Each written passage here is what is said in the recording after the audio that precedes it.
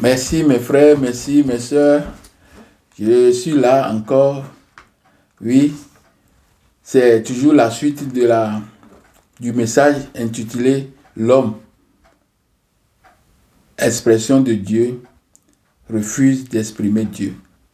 Donc je viens de faire un petit arrêt pour pouvoir entamer cette partie.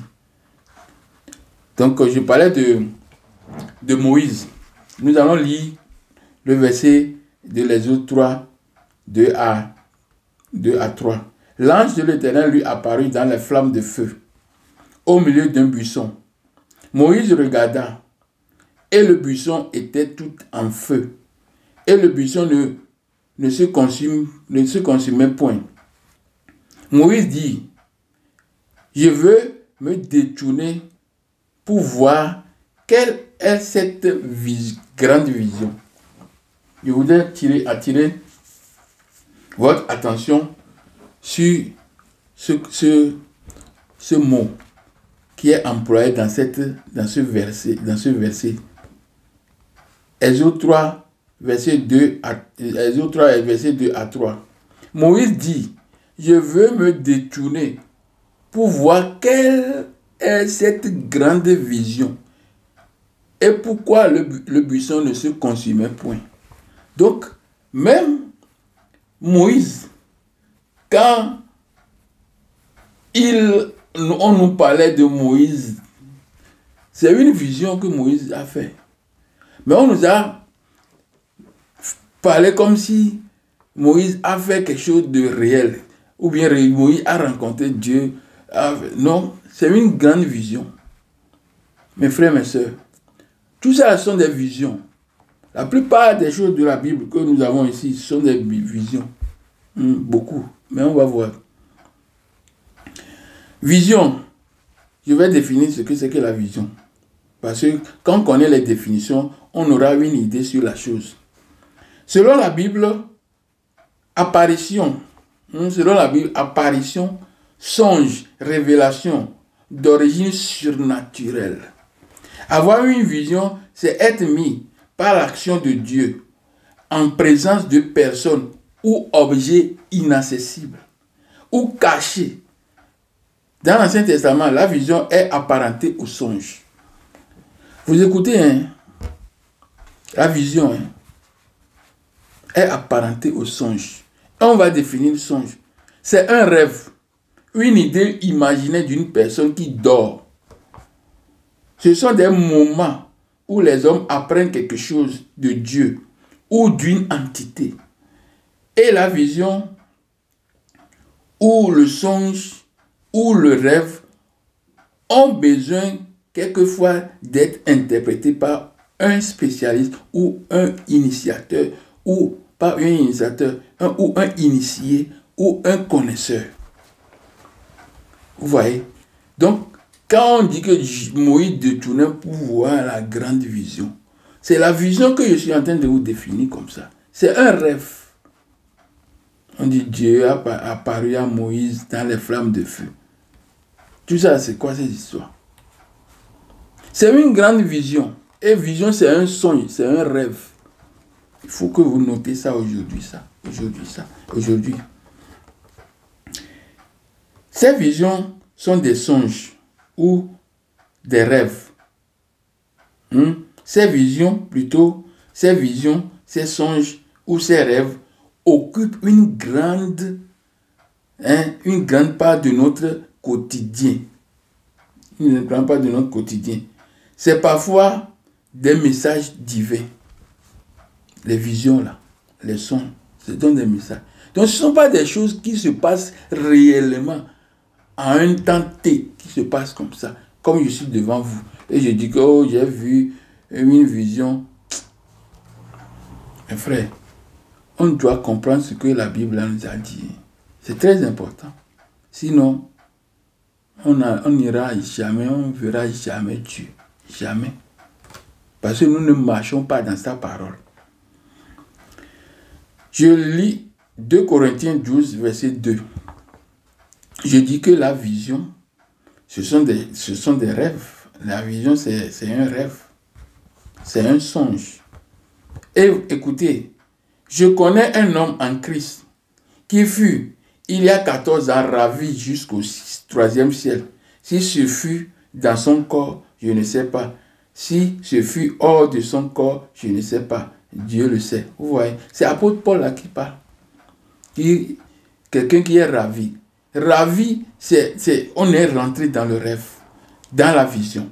On est dans le sommeil. Ou bien on est éveillé. Pas encore profond sommeil. Apocalypse 1, verset 10 à 11. Je suis ravi en esprit au jour du Seigneur, et j'entendis derrière moi une voix forte, comme le son d'une trompette. Ce sont des visions. Et c'est ces visions-là qu'on nous parle comme si ce sont des choses réelles qu'on a fait. Que des gens ont acté ça, ou bien pas, on fait. Pas acté, mais on fait. Apocalypse 4, verset 2. Aussitôt, je fus ravi en esprit.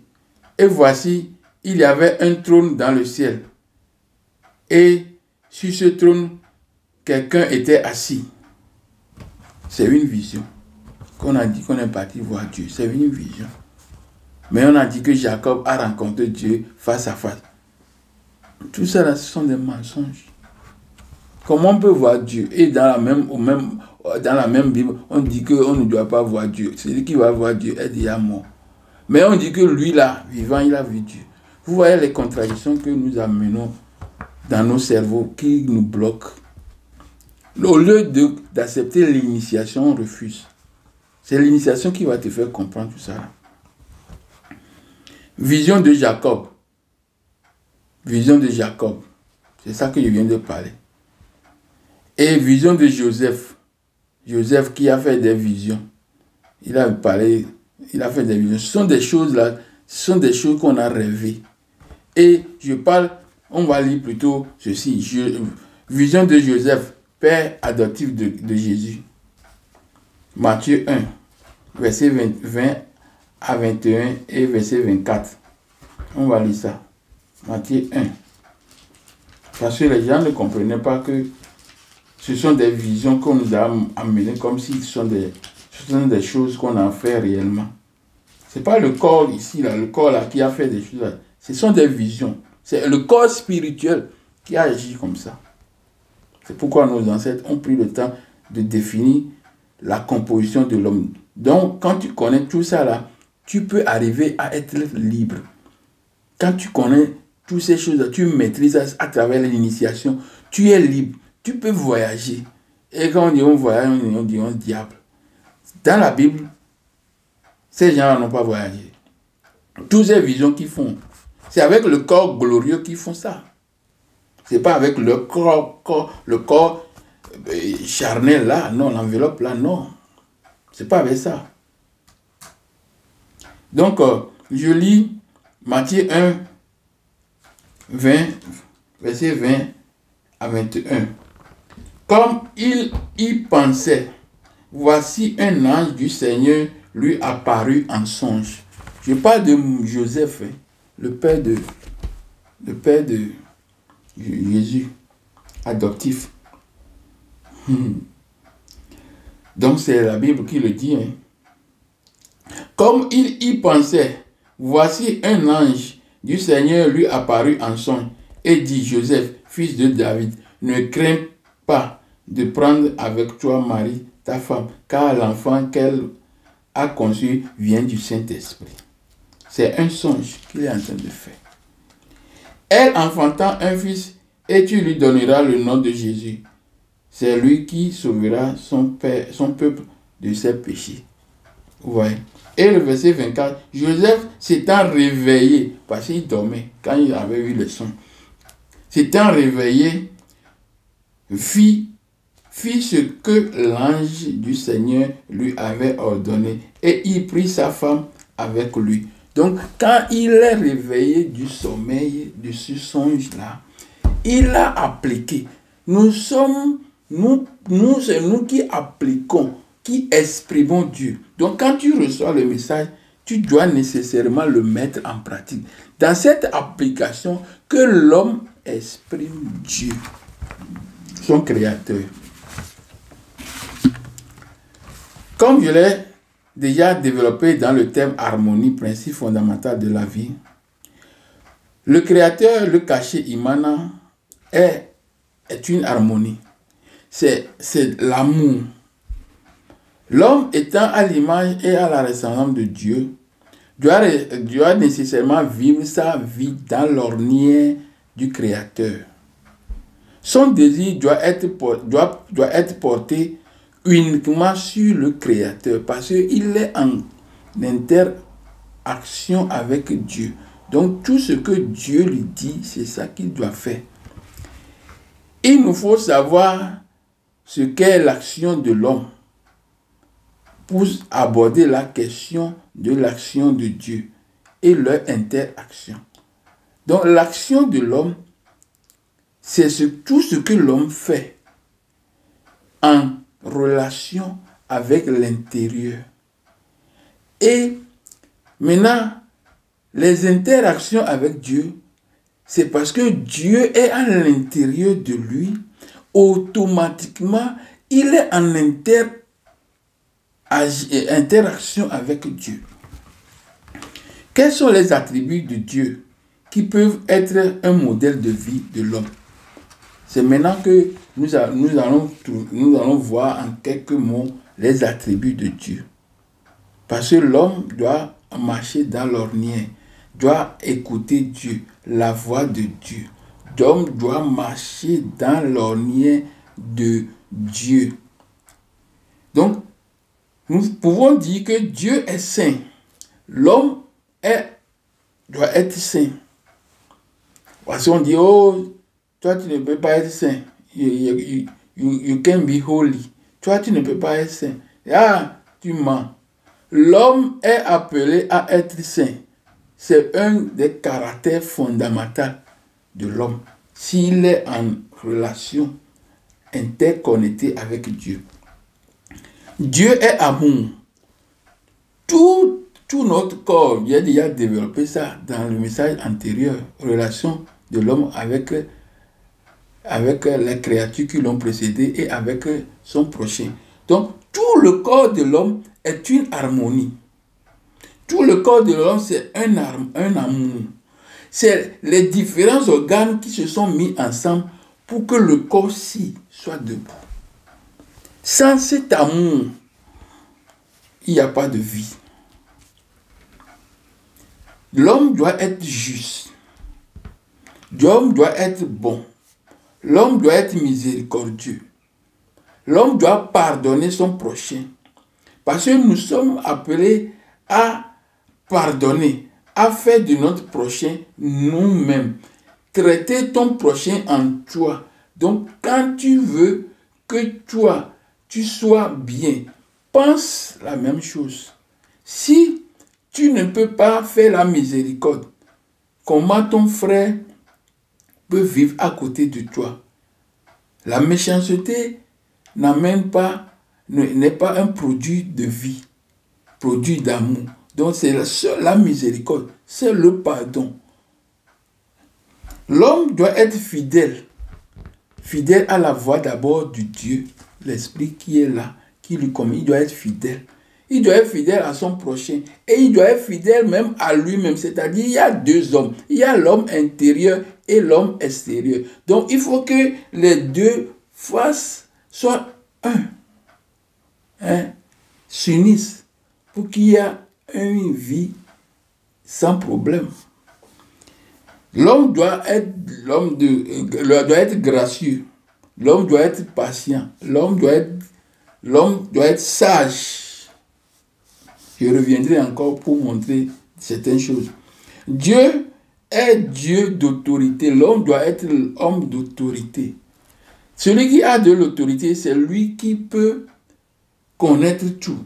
Quand on te donne une autorité, ça veut dire que tout ce que tu as, toute chose sur laquelle tu as autorité, tu dois le connaître nécessairement. Pour que chaque fois, s'il y a quelque chose qui est hors de la norme, tu peux corriger. Donc l'homme doit avoir de l'autorité. il doit être pur. La pureté. C'est-à-dire, l'homme à la ressemblance de Dieu doit éviter de faire des choses contradictoires à la loi de Dieu, au message qu'il reçoit. L'homme doit être quelqu'un de douceur. L'homme doit être humble. L'homme doit être plein d'humilité. L'humilité, c'est quelque chose qui nous permet d'être au service de l'autre. Quand tu n'es pas humble, tu ne peux pas te mettre au service de l'autre. Alors que dans Hébreux 1, verset 4, verset plutôt 7 et 14, je vais relire encore. Hébreux 1, verset 4, verset 7 plutôt. Hébreux 1, verset 7 et 14. De plus, il dit des anges, celui qui fait de ses anges des vents et ses serviteurs une flamme de feu. Je relis. De plus, il dit des anges, celui qui fait de ses anges des vents et de ses serviteurs une flamme de feu. Verset 14. Ne sont-ils pas tous des esprits au service de Dieu, envoyés pour exercer un ministère en faveur de ceux qui doivent hériter le salut? Pas le salut au ciel, hériter le salut, c'est-à-dire l'ordre, la bienfaisance sur la terre. Donc, ces esprits, ces anges sont à notre service. C'est pareil pour l'homme d'être aussi au service de son prochain. Ça doit être évident. L'homme doit être au service de son prochain. Donc, c'est grâce à l'humilité que l'homme peut être au service de son prochain. Dieu de l'ordre et de justice. Il y a l'ordre et la règle, la justice. Lisons Galates 5, verset 22 à 23. C'est ce qui parle du fruit de l'esprit.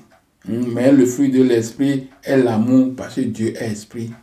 Donc, c'est l'amour, la paix, la patience, la bonté, la bénignité, la fidélité, la douceur, la tempérance, tout ça là. La loi n'est pas contre ça. En faisant ça, tu seras heureux. C'est comme ça. La parole nous dit que Dieu est esprit. Donc, pour l'adorer, il faut l'adorer en esprit. Et ces choses sont, ces mots que je viens de citer, la patience, ces comportements, c'est l'esprit. Ce sont des anges comme ça, qui ont ce nom. Et ces choses-là, c'est l'homme qui peut le mettre en pratique. C'est l'homme qui peut l'exprimer, l'afficher. L'homme doit être prêt en tout temps et en tout lieu à exprimer Dieu et à afficher Dieu dans sa vie quotidienne. C'est-à-dire exprimer la sainteté, l'autorité, l'omniscience de Dieu. Vous voyez? Donc celui qui a l'autorité doit avoir la connaissance sur toutes choses. Je l'ai déjà dit. L'homme doit exprimer son indépendance, sa liberté, son choix. Comme dans Deutéronome 30:15, je mets devant toi la vie et la mort, la vie et le bien, la mort et le mal. Donc l'homme doit avoir la liberté de choisir. On ne doit pas être opprimé. L'homme doit avoir... Donc Dieu ne prime pas. Nous exprimons Dieu avec joie, avec plaisir. Matthieu 5:37. Que ton oui soit oui et ton non soit non. Ce qu'on y ajoute vient du malin. Vous voyez? Donc l'homme doit afficher la miséricorde car Dieu est miséricordieux. Fidélité, Dieu est fidèle. Pitié, pardonner, tout ça là. Dieu, dès l'origine, a un plan pour l'homme. Par conséquent, l'humanité est appelée à être parfaite, à l'image de son Créateur, et par là, elle sera couronnée de grâce et de magnificence. L'homme, voilà, doit s'attendre à être couronné de gloire. Voilà que et de magnificence. Voilà que l'homme refuse d'exprimer Dieu. Comment l'homme refuse d'exprimer Dieu? Il refuse d'exprimer Dieu parce qu'il ne veut pas, il ne veut pas être Dieu. Il ne veut pas être, il ne veut pas être Dieu et faire les choses qui sortent de l'ordinaire, Parce que l'homme, comme il refuse d'être Dieu, il peut faire n'importe quoi. Mais si il accepte d'être Dieu, il a l'obligation de se soustraire au message de Dieu, c'est-à-dire ou bien aux attributs de Dieu. Il doit refléter les attributs de Dieu. Il doit exprimer les attributs de Dieu. S'il refuse de s'exprimer Dieu, c'est le cas que nous avons aujourd'hui. L'homme, parce que nous devons aussi savoir que nous avons l'homme mélanodème et nous avons l'homme leucodème. Donc, il y a l'homme de couleur. Donc, de quel des hommes s'est dissocié, s'est déconnecté de Dieu? Celui qui est déconnecté de Dieu, c'est lui qui rompt ou bien qui refuse d'exprimer Dieu. Mais celui qui est connecté toujours, c'est-à-dire le mélanodème, lui, il exprime Dieu. C'est pourquoi dans les chansons africaines, les chansons des africaines, nous chantons des paroles de Dieu. Dans nos chansons populaires même, c'est les histoires de Dieu que nous disons. Nous exprimons Dieu à travers nos chansons. Donc, en aucun cas, nous ne pouvons pas refuser, nous ne pouvons pas arrêter d'exprimer Dieu. L'homme noir cherche à exprimer Dieu, mais il est étouffé par les idées ou bien les oppressions de l'homme leucodème. Parce que eux, ils ont déjà rompu. Ils se sont disconnectés de Dieu. La lumière qui est à l'intérieur, qui est Dieu, est éteinte. Ça ne brille plus. Parce que c'est couvert des ombres, couvert de noir. Vous voyez?